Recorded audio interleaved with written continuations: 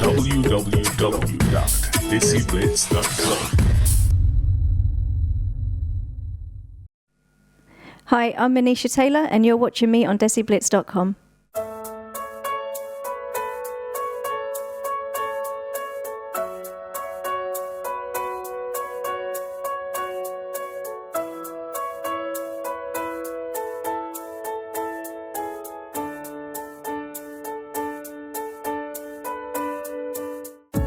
My love for football came when I was 8 years old, from my twin brother. We literally breathed, drank, ate football, every day at school, lunchtime, after school, during lessons. All we do is really just discuss the matches that we were going to play at lunchtime, in terms of form class, what form class we were going to play against on the weekends, in the park.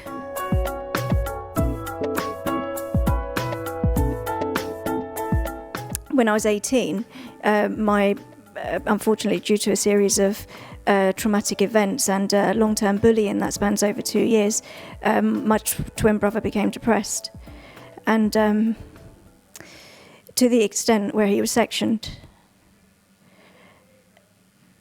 That got worse, and he became non-verbal, and he hasn't spoken for 15 years. It was 3 years ago that I was doing my master's. My mum then had a triple heart bypass. Although my brother's at home now, he needs one-to-one care, because although the situation is slightly better than what it was before, he doesn't talk. He kind of, in terms of the mental health, he lost a complete self of his mind. So he's there in body, but he's not there in mind. My sister just went off to uni because when he fell ill, she was only 5. My dad was still trying to get to grips of the situation. So what we got to know later on was there was a lot to do with him protecting me from the situation, and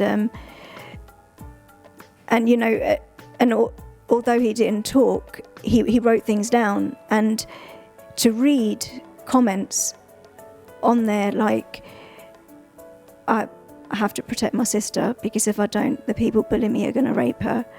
Or I have to protect my sister because, if I don't, something's going to happen. And to not know that, and then to find out when actually it's got to the point of you not being able to do much about the situation, apart from be there and support and hope that it can get better, that is the least I can do, because of course I'm carrying emotional guilt. What if I was a boy? Would it have been the same? Maybe not. I know there can be a lot of what ifs. So I had to find strength from somewhere. Don't really know where from. For me, it was either, I break down because someone said to me, it's like you're going through a grieving process, it's a loss. It's, somebody you're born with, bearing in mind we're twins, somebody is like your soulmate and best friend, and after 18 years, you can't talk to him. And not only you can't talk to him, he doesn't know who you are.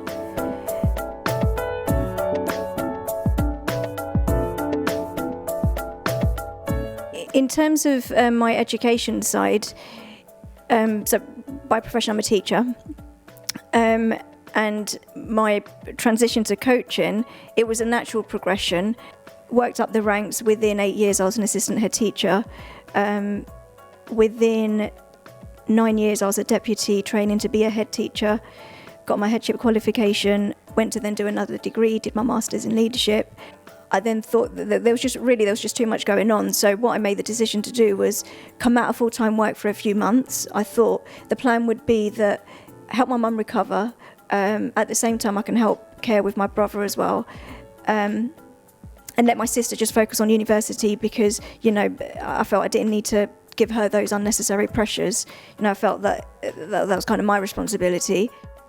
I then linked up with Rachel Yankee, who I knew, Rachel plays for England and Arsenal. Rachel got to know me anyway when I was an assistant head in schools. We had done football education projects together. She said, come and work with me part-time. So I did that. Like I said, it was just, supposed to be for about 3 to 4 months. But what happened was one day I came home and my brother he was standing there next to my equipment, all my footballs and my cones and stuff that I've got in the living room. And he just kept looking at it. And then through the week, I noticed he kept following me around in my kit. I'd always be in my coaching kit because that's, my uniform. And he'd follow me around. And I thought, yes, he doesn't talk, so we have to sense. And being a twin, you've got a strong sense of emotion. And there was a connection there. And something told me that, yes, he's not talking, but I know he knows that I'm involved in the game again. Because when he fell ill, I disconnected myself from football because it gave me positive memories. And for me, it was, I don't want any positive association with anything that will remind me of my brother, because I'm going through a process of being so close to somebody and I can't talk to him anymore.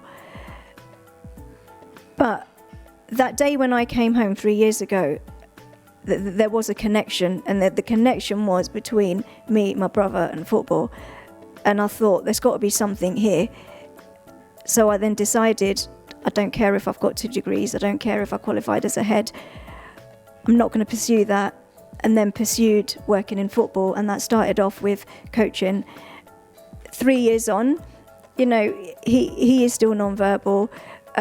However, he does now in the garden. He'll spend time with me. We'll kick the ball about, and it might be 5 minutes, but I think, football's played a powerful tool within my life, and certainly, I suppose, with him as well, in terms of, I'm hoping helping him on the road to recovery.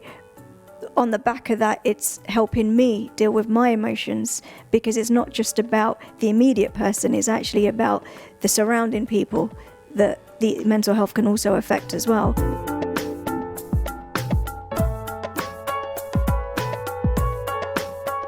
And even to any feedback I've been given, I'd be thinking about, okay, how can I now implement that into my next session? What am I going to do to better myself? The thing is, I think, people are very quick to criticise the FA, and I think that actually what we need to think about is our own attitudes before we do that, because there are projects, things, like Kick It Out, for instance, Give Racism the Red Card, and so on. There are projects out there that do cater for the BME community. I coach at schools for the Rachel Yankee football programme. So it's an organisation that goes into schools and covers PPA and after-school clubs. I am also a grassroots coach. On a Saturday, I work in Harlesden, which is northwest London, and I've got the under-7s. Well, it's a mix, but I've got 5 to 8 year olds. I also work for Middlesex County FA, that's girls only, and it's 7 to 14 in terms of age group, and it's at their Player Development Centre. I do lots of shadowing at their Centre of Excellence as well. So in terms of the system, it would be grassroots, Player Development Centre, and then academy. The grassroots game is vitally important to players and making progress. We are equipping those kids with the skills to then be able to signpost them to a player development centre in the view of them then learning and being nurtured to get in, to sign a pro contract and be playing elite.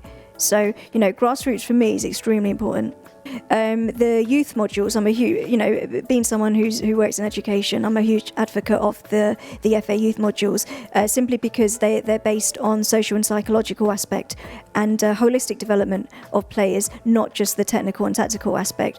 They definitely now reshape the way coaching should be.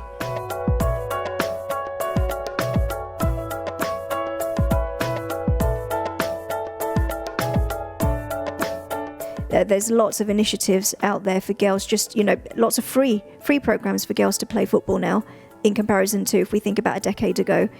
I think mentality now has changed, and I think, in terms of generation-wise, it's like, my generation and the younger generation that are now a bit more equipped and knowledgeable about other career aspirations. So that you can have a career in sport.